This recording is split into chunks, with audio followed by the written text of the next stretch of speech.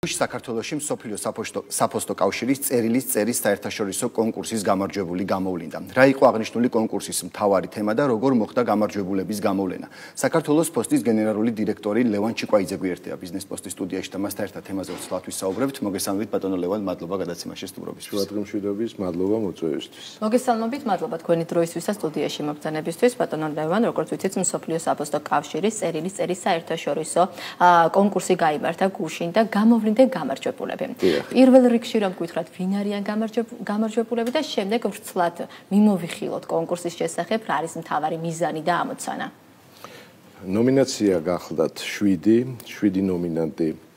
7 ნომინაციაზე გამოვლინდა 7 გამარჯვებული, პირველი 3 გახლავთ, რომელიც პირდაპირ ჟიურის საშუალებით ხდება შერჩევა და ეს გახლდათ მუნიციპალიტეტები, ხულოს მუნიციპალიტეტიდან გვარცა ართმელიძე 12 წლის.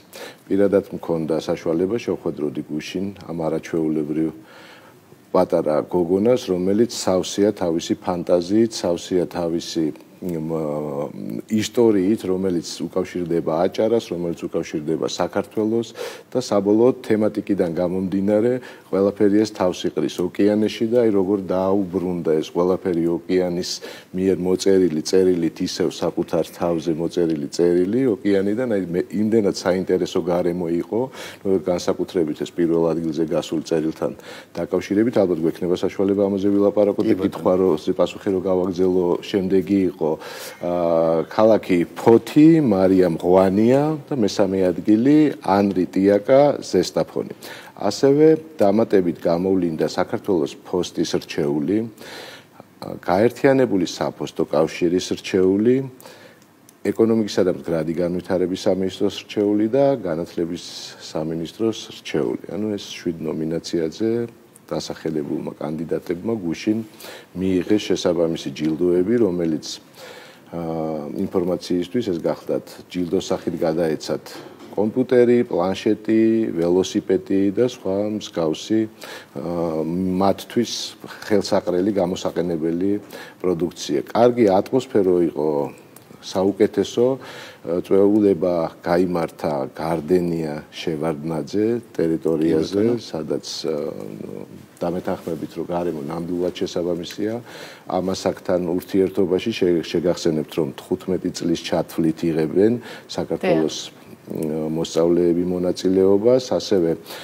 აი მთავარი გზავნილი რა არის ამ კონკურსის? მთავარი გზავნილი კონკურსის მსოფლიო საფოსტო კავშირი ყოველწლიურად არჩევს თემატიკას, რომელ თემატიკაზეც მსოფლიო ყველა ქვეყნის დასახელებული ასაკის მოსწავლეები წერენ წერილს.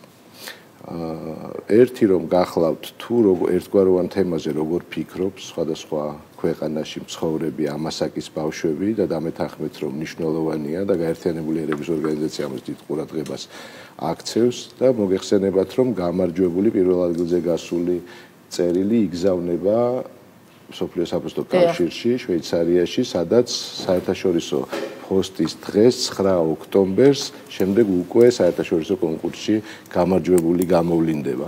მუდმივად ეს ყოველთვის ემოციით არის დატვირთული ეს ცერემონია, თუ კი კონგრესის წელიწადს ემთხვევა კონგრესზე 3000 დელეგატთან ერთად ხდება გამარჯვებულის გამოვლენა და მასთან ონლაინ თუ ადგილზე საშუალებით გასაუბრება.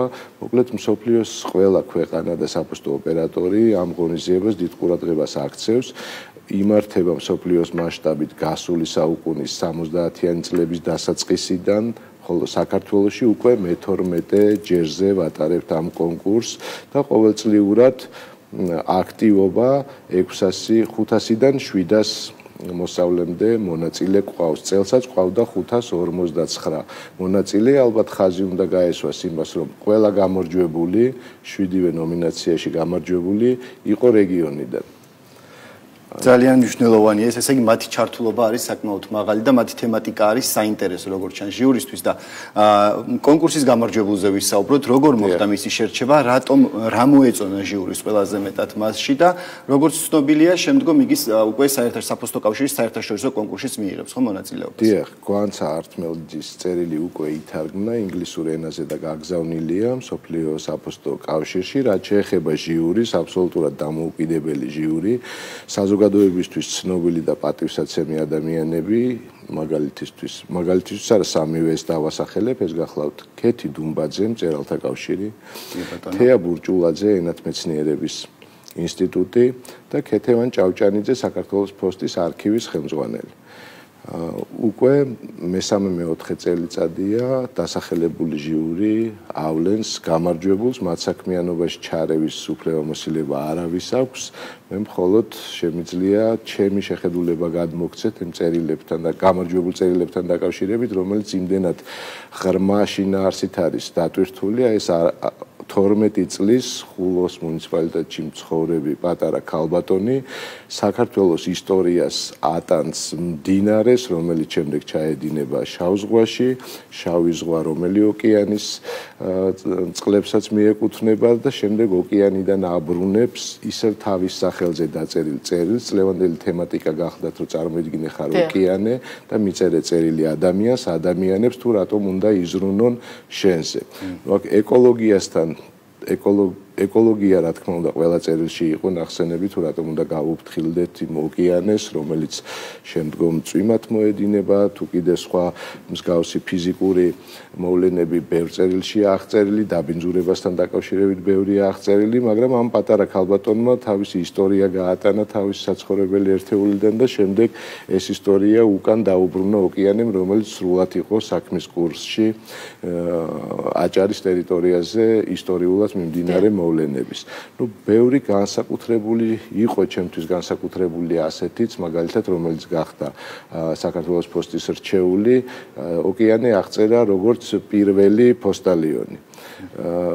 წერილები ბოთლის თუ კიდე სხვაგვარი შეფუთვით უამრავი აქვს ადრესატთან მიტანილი ოკეანეს, სადაც და გვიმტკიცებდა, რომ ყველა გზავნილი აქვს ჩაბარებული ადრესატთან და არც ერთი არ გამოუტოვებია. ყველა მისული ადრესატთან შეიძლება ეს დროში იგვიანებდეს და იქ უკვე დროის სივრცე ბევრგან იყო განხილული, ძალიან ფანტაზია, როგორც ჩანს ჩვენს ახალგაზრდა თაობას, რომლის მიერ შექმნილ მომავალში ჩვენც მოგვიწევს ცხოვრება, არაკლია ფანტაზია და ალბათ უნდა აღვნიშნო ისიც, რომ განსხვავებული წელს გახლდათ იმით ეს კონკურსი, რომ დამატებით ჩვენ მივეცით კიდევ ერთი თემა გუშინდელ დღეს, რომელზეც ერთი თვის განმავლობაში აი ამ გამარჯვებულ ბავშვებთან ერთად ვიმუშავებთ. თემა საკმაოდ რთულია, თემატიკიდან გამომდინარე, ამაზეც ქონდა გუშინ საუბარი და მიმართულებებზეც ვისაუბრეთ, ეს გახლავთ ასეთი თემა. სამყაროში ყველა და ყველაფერი შენი შექმნილია საკუთარი თავის გარდა. მომწერე წერილი და აღწერე უშენო ერთი დღე სამყაროში. ანუ ამ ბავშვებს კიდევ ეძლევა შესაძლებლობა, რომ მიიღო კიდევ ახალ კონკურსში დამატებით შესაძლებლობა და ყავდეს კიდევ გამარჯვებული. და მე მექნება იმისი საშუალება და პატივი, რომ ერთი თვის განმავლობაში ყოველდღიურად მქონდეს ამ ბავშვებთან ურთიერთობა ამ თემის დამუშავებაში. ბატონო ლევან, თქვენ კონკურსის თემატიკაზე ისაუბრეთ და მე მაინტერესებს სხვადასხვა ქვეყნებში საკონკურსო თემატიკის შერჩევა რა პრინციპით ხდება? ერთი და იგივე მსოფლიო საფოსტო კავშირი არჩევს თემატიკას, რომელზეც მუშაობს ყველა ქვეყნის საფოსტო ოპერატორი, კონკურს აცხადებს ერთი და იგივე თემატიკაზე, ერთი და იგივე ასაკის ბავშვებში, ერთი თემატიკა შეირჩევა.